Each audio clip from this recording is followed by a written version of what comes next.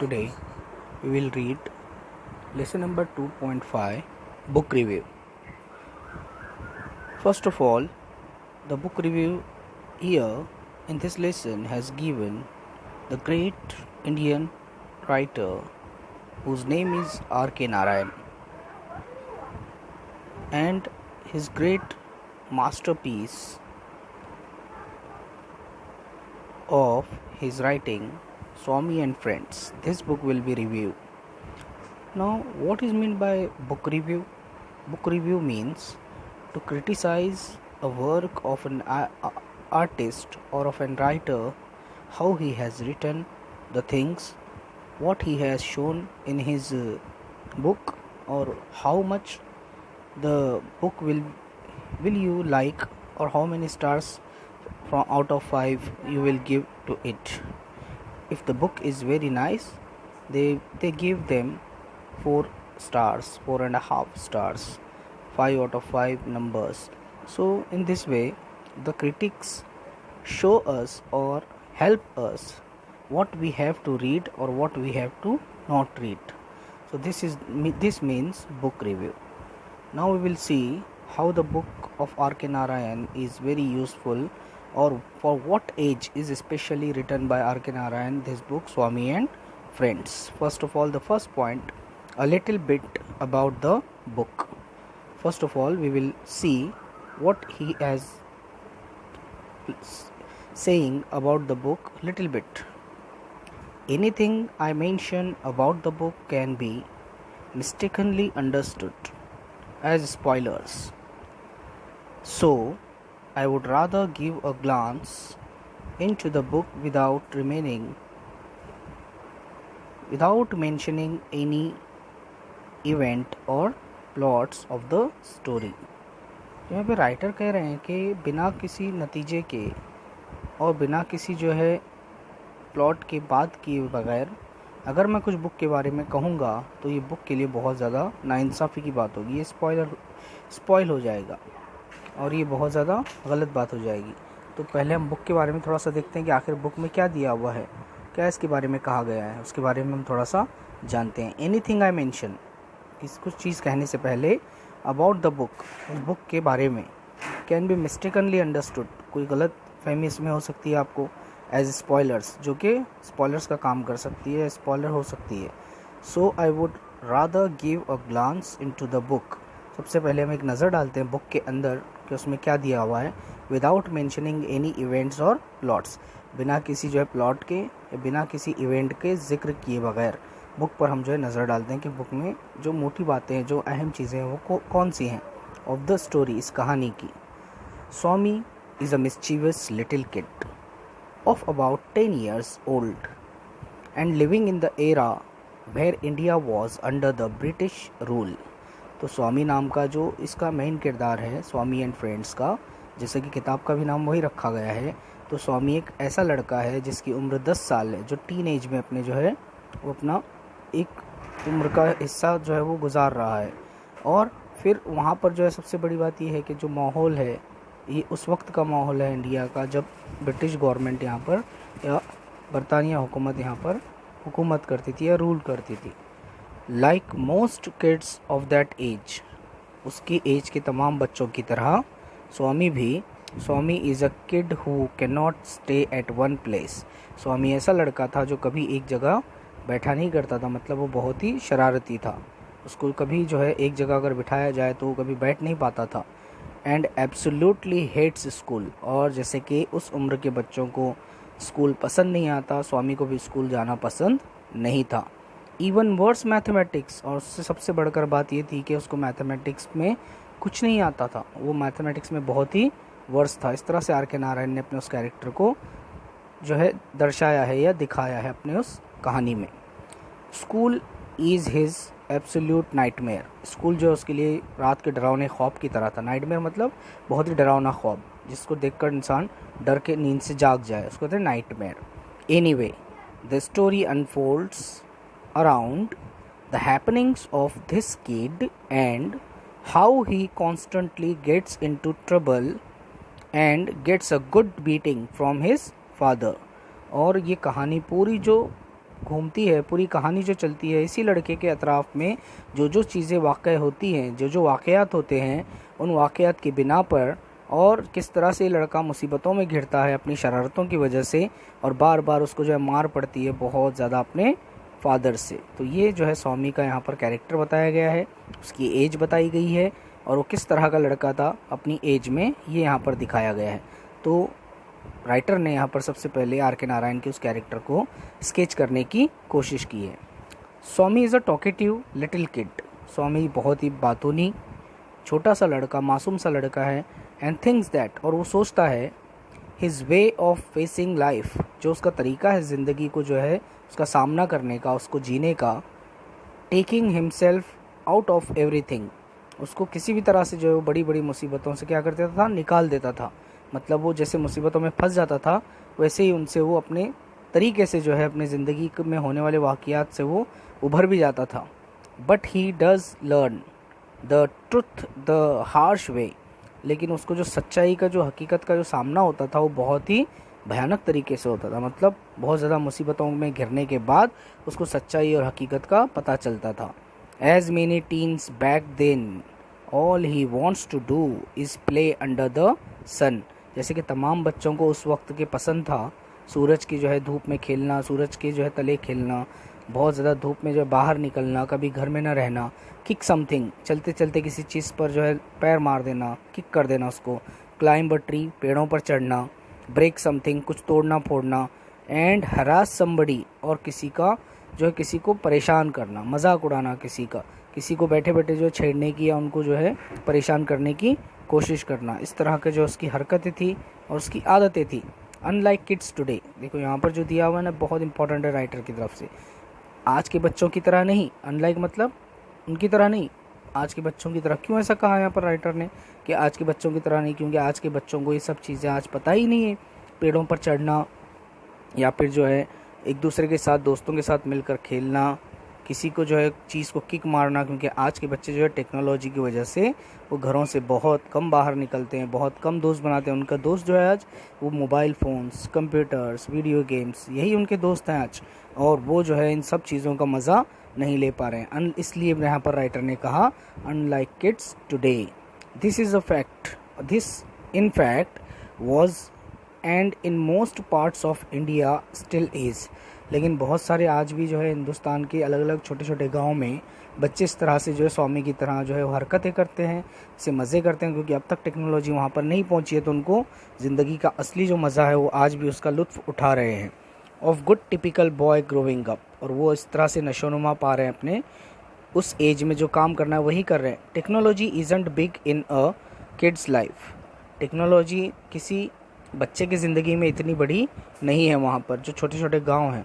All they want is to play havoc, और सिर्फ वो ये चाहते हैं कि हम जब खेलें, जब कुछ करें तो एक हेवॉक हो। हेवॉक मतलब किसी को ट्रबल में डालना, कोई बहुत बड़ा जो है हंगामा होना, हंगामा खड़ा होना। देखो यहाँ पर दिया हुआ हेवॉक का मतलब to prevent normal function and cause damage, कोई मामूली सा काम करना लेकिन उससे डैमेज जो नुकसान हो बहुत भारी हो, इस तरह के काम करना बच्चों को जो है आज भी कुछ गाँव में छोटे छोटे पसंद है। लेकिन बहुत बड़े बड़े शहरों की अगर बात करेंगे तो वहाँ के बच्चों को ये सब चीज़ें नसीब नहीं होती, क्योंकि वो टेक्नोलॉजी में पूरी तरह से घिरे हुए हैं। तो स्वामी के बारे में यहाँ पर बताया है कि स्वामी उस वक्त बहुत ही शरारती था, बहुत ज़्यादा वो जो है शरारत करता था। In what veg Swami is a typical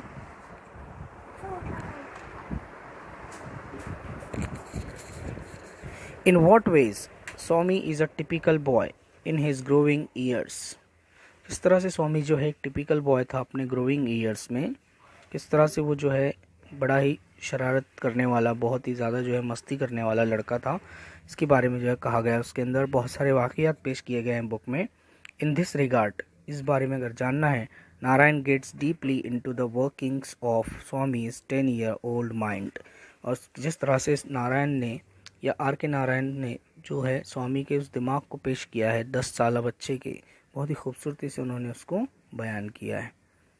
explaining exquisitely how he thinks and what his perspective of the world is, और जिस तरह से एक 10 साल का बच्चा वो अपनी खुशियों के साथ, अपनी हैप्पीनेस के साथ, एक्सक्विजिटली मतलब खुशियाँ, जो खुशी वाले वाक़यात हैं उसको पेश किया है। पर्सपेक्टिव मतलब उसका दुनिया को देखने का नज़रिया, उसका अंदाज़, उसको उन्होंने बयान किया है कि किस तरह से एक 10 साल का बच्चा दुनिया को अपने नज़र से देखता है। पर्सपेक्टिव मतलब किसी चीज़ को देखना अपनी नज़र से। The reader does feel like Swami and gets very attached with the character as the story progresses. और धीरे धीरे जो है नारायण ने बड़ी खूबसूरती से उस कैरेक्टर को अपने आप से अटैच किया है, उसको जो जोड़ा है। और जैसे जैसे कहानी आगे बढ़ती है तो कहानी का जो प्रोग्रेस है वो होता जाता है और ज़्यादा उसमें सुधार आता है कहानी में, और पढ़ने वाले को और रीडर को और ज़्यादा मज़ा आता है। That's the magic of Narayan. और यही लिखने का तरीका है नारायण के, और यही उनका जादू है कि रीडर जब एक बार पढ़ना शुरू करता है तो उसको कभी पूरा ख़त्म होने तक उस कहानी को वो छोड़ता नहीं है। तो ये नारायण की खासियत है। Next point, significance of the book. It means what is the importance of the book, what it remains us when we read it.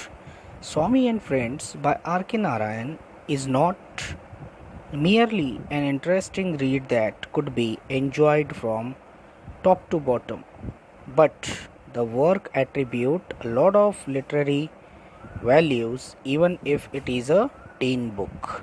तो यहाँ पर बहुत इंपॉर्टेंट बात बताई गई है कि स्वामी एंड नारायण की जो बुक यहाँ पर जो लिखी है स्वामी एंड फ्रेंड्स वाली बाय आर के नारायण ने, तो ये इस तरह से नहीं कि आपको टॉप टू बॉटम शुरू के लफ्ज़ से लेके आखिरी लफ्ज़ तक जो है कहानी के आपको बहुत ज़्यादा एंटरटेन करेगी, आपको बहुत ज़्यादा इन्जॉयबल लगेगी, ऐसी बात नहीं है। लेकिन इसमें बहुत सारी ऐसी जो है खुसूसियात हैं जो कि एक बेहतरीन लिटरेरी वर्क का जो है एग्जाम्पल, और लिटरेरी वैल्यूज़ जो अदबी कीमत होती है, जो अदबी कदरें होती है, उसको बहुत हद तक जो है इस बुक को पढ़ने के बाद हम देख सकते हैं। हालांकि ये बुक जो है किसके बावजूद, एक टीन बुक होने के बावजूद, एक बच्चों की बुक होने के बावजूद, बहुत सारे लोग इसको पढ़ना और हर एज के लोग इसको पढ़कर इसके अंदर की जो लिटरेरी वैल्यूज़ हैं उसको समझना पसंद करते हैं। तो ये उसकी खुसूसियात है। Swami and friends is a good read for the kids and teen alike. ख़ास तौर पर ये बुक अगर पसंद आएगी तो वो सबसे ज़्यादा बहुत सारे छोटे बच्चों को और जो टीन एज वाले जो बच्चे हैं, जैसे 11 to 17 और 16 ईयर्स तक की एज वाले, उनको ये बुक बहुत हद तक जो है उनके हिसाब से लिखी गई है, उनको बहुत पसंद आएगी पढ़ने के बाद। Also the book is widely used in the Asian continent as a study text for the students who study literature as a subject at schools.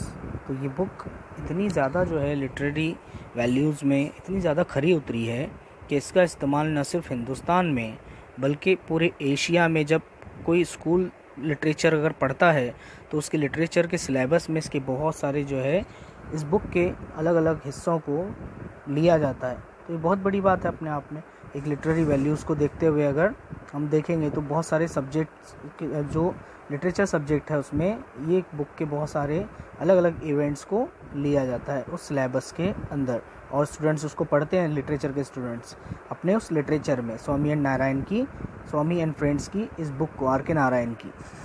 This does not mean that the book is filled with heavy grammar and technical jargon.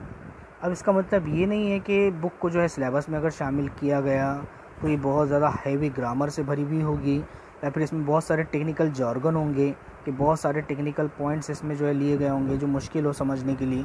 ऐसा इसमें कुछ भी नहीं है।